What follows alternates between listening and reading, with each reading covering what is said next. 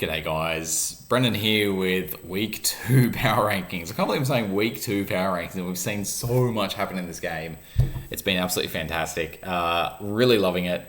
Huge blindsides galore ever since the merge, and really huge blindsides galore except for episode 4, which was very frustrating. I think definitely the worst episode, and about as frustrating as Survivor gets is watching Tony Vlachos not really be able to do much to save himself or really get to play the game at all, apart from some great moments where he pulled through in, especially the second immunity challenge. That was fantastic. Absolutely loved that. Tony leading the world tribe to win that after they voted off their perceived strongest player in Rob. Great moment, but we're not here to talk about Tony. We're here to talk about the players who are actually in the game. So no Kirby talk, no Sarah talk. There's a lot going on, a lot of blindsides, and the Kirby blindside is really put a big shock to the system, with Janine going away from Luke and making a big move on her own, and initially planting the seed for Cass, and then planting the seed for the vote off of Kirby. So the Australians have really 100% now proven they are definitely going not Australia strong whatsoever, but are they at the bottom of our power rankings? No, they're not, because I think when Janine went to Parvati and threw out that Cass may be targeting her, Parvati jumped all over it very quickly, suspiciously quickly, as if she was just looking for any excuse to target Cass. So, and I think she absolutely is. I think Parvati does see Cass as her number one challenger in her number one threat in challenges that Parvati is good at, which is the endurance challenges that don't include being submerged underwater. Parvati, I think someone commented that Parvati, it was a surprise Parvati was out so early in that one, but if you watched, way back in Micronesia when they did that challenge in the final 10, Parvati was one of the first people out in that version of the challenge as well. So any endurance challenge on land, I think Parvati's going to do very, very well at, and I think Cass is the one big threat to that. And you never know, Australian Survivor, like American Survivor, they do have a lot of endurance challenges in the individual portion of the game, so Parvati may be able to mop up several individual immunities and save herself when she needs to. She's also got an idol. So having that person against Cass is not good for Cass. So Cass comes in at the bottom of the power rankings.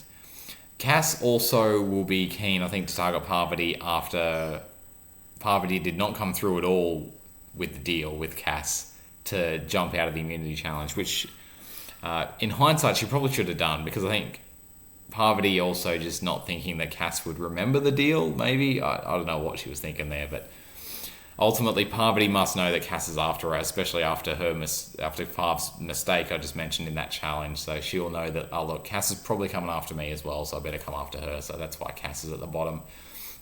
But Cass's main allies are next. We've got Tommy next, and then a little bit higher is Lisa. Lisa, just because she isn't a big challenge threat, and Tommy could be seen as more of a challenge threat than Lisa, but that's really it. There's not much to separate these two.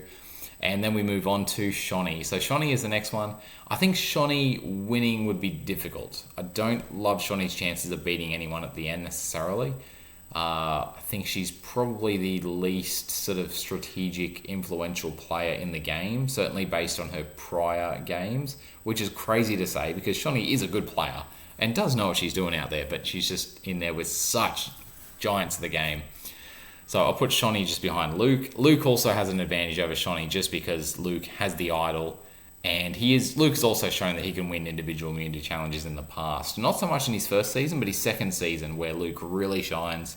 One of the best individual non-winning games I've ever seen, and I could easily put that as the best non-winning game I've ever seen, is Luke in Australian Survivor Season 4. Champions versus Contenders. Worth a watch. It's a really fun season. David's first season, Janine's first season. There's a lot of... and they both make a lot of fun moves as well in that season as well. And that does bring us to Janine. So I've got Janine ahead of Luke. Janine, not as good at challenges as Luke, but she does now have this ally with Sari. Honestly, there are some days where people are saying, and they're talking head to the camera, like, oh, I was so good, this is what I do. And you're kind of like, yeah, okay. I think that's just not really anything too impressive. But honestly, she was perfect with Sari. She was so good. And I think Sari summed it up like, these Aussies are scary. And it's like, well, not necessarily. What the Australian Survivor has been good at is having these really standout players play with a bunch of amateurs who aren't really there to play the game much at all. So the cream really does rise to the top a lot in Australian Survivor. So you do have these spectacular players. I think George is the best example because George played on seasons with a lot of pawns and a lot of people who didn't really play the game much at all.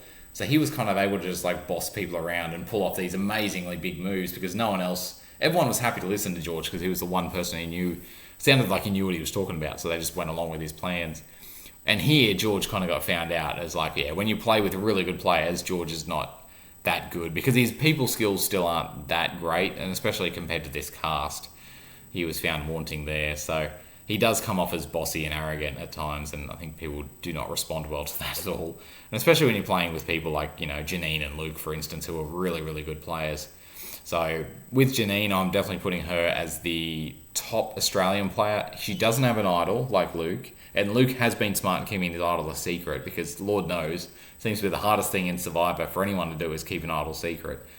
But Janine does have an ally in Sari, and I genuinely think that Sari looks at Janine as her her second closest ally besides Parvati. And having Sari in your corner is very good for your game because she's just such a masterful social player. In my opinion, as good as anyone at the social game ever has been. So now we're down to just the top two. We've got Sari and we've got Parvati, and again, with so many advantages that she's already got, despite Parvati not really being very influential in the vote here, kind of just going along with it and being forced to go along with it and potentially losing a jury vote from Kirby. Although, to be fair, I think Kirby will actually come back and vote for her because Kirby did vote for Ferris in Kirby's original season, and Ferris obviously went on to win, and that was Kirby's ally towards the end of the game who ended up somewhat burning her, but not to this extent. But I still think Kirby will come through and vote for Parvati to win at the end if Parvati does make it, and Parvati is my tip to make it to the end. The thing that puts Parvati over Sari always is going to be the challenges, and the thing that is always going to stop me from putting Sari as like really high up there as an all-time great player is you should know how to make fire, Sari. Like making fire now with the final four fire making challenge is a huge part of Survivor, and you clearly have not practiced it that much. And she just is not good enough at the challenges to win through at the end. She's so likable and so good at the social game, but she's always going to make it like towards the end of the jury. Like it's just going to be a thing. To be fair on Sari, she would have made the final three in Micronesia. That was a complete screw-up by production, in my opinion. You could have had one of the all-time most iconic final threes of all time. I mean, that would have been the most iconic final three of all time, in my opinion. Along with probably Heroes as Villains. That's a big one as well.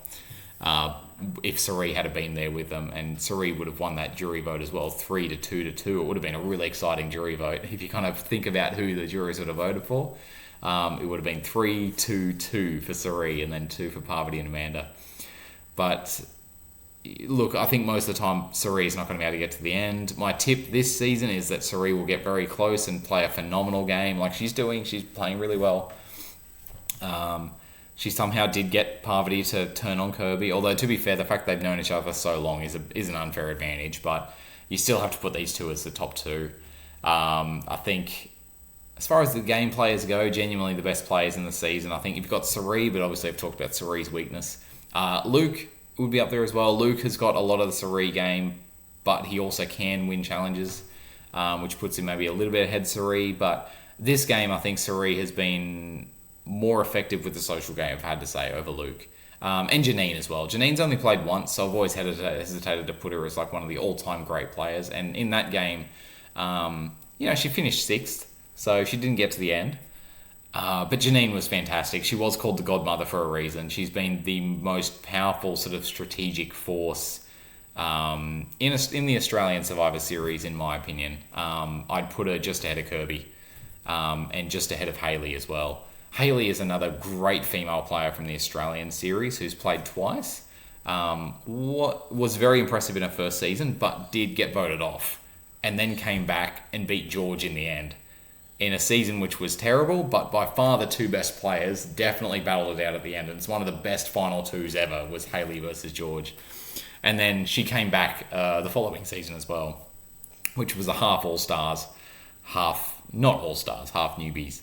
And she was good in that game, but like not as spectacular. George played an amazing game that season. So yeah, it's I think as far as the all-time female Australian Survivor players go, it's a very interesting sort of like ranking. Where do you put them?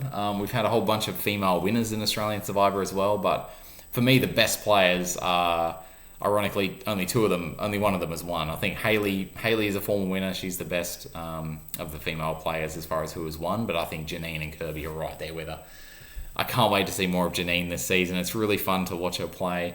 My beautiful, gorgeous partner is watching it as well, and she has really liked Janine this season, and it's really cool to see. So, yeah, Janine negotiating with Sari was really fun to watch, and it's really fun to see Sari and Janine together. I mean, that is a fantastic duo, and my God, if they team up, it'll be one of the smartest alliances of all time. So, can't wait to see if that does continue on, and I'd love to see them get to the end together. That would be really fun. But yeah, so far it is, as much as Survivor can never be someone's game to lose, it is Parvati's game to lose. She looks really strong, but I think it'll be very interesting to see what these different blocks do. I'll put literally all the world players at the bottom, but those three, Lisa, Tommy, and Cass, could easily reverse it, and it really depends on if Cass and Parvati are really targeting each other, if that is the storyline for the next episode, then it becomes really interesting because it depends on then where do the Australian players go. I'm thinking what is going to happen, Janine is now with Sari, and Janine is going to pull Luke over, and Luke is going to then pull Shonny over. And that will give them a 5-3 advantage. That will give them the numbers. And they also have, in that alliance, 2 immunity idols, if you count Parvati and Luke both having the idols. So I think the world trio could be in trouble, but who knows? I've been really bad at guessing this Survivor, that's for sure. I came in saying that Rob Bentley is the best player I've ever seen, and he did not do so super well. So my predictions are usually off, and I love it. That's what makes Survivor so much fun. So definitely rooting for Luke, rooting for Sari. They're my 2 favourite players left, but I love Janine as well. Just haven't seen as much of Janine as I have seen of the other 2 players who I love, but everyone is giving off such good vibes. Even Tommy, we've barely heard from Tommy, but he seems like such a lovely guy. Really like Lisa, barely heard from Lisa, seems lovely. Cass has a really cute accent and seems like a really good player as well. And definitely when they sold Cass as like a triple threat, I totally see it. She's great at challenges as well, and we've also seen her play well. She's doing well during the social game and the strategic game. And keeping in mind too, Cass also has an immunity idol. So, having Cass on the bottom, I think it's hard to play the idols correctly. Really hard. And that's the thing that Cass is going to have history will tell us that usually you don't play the idols correctly, but we'll see if Cass is able to do it this next episode, because she may be in trouble. That if I had to pick someone who's going to be the target, it would be Cass. But who knows? I'll just stop talking. And get on with my week without Survivor and count the seconds until Sunday. Have a great afternoon, guys, or great morning wherever you are in the world. Great evening, and I'll catch you guys next week with more Survivor Power Rankings. And we might be coming down towards the finish very soon. So cannot wait. Have a great night, guys. Bye.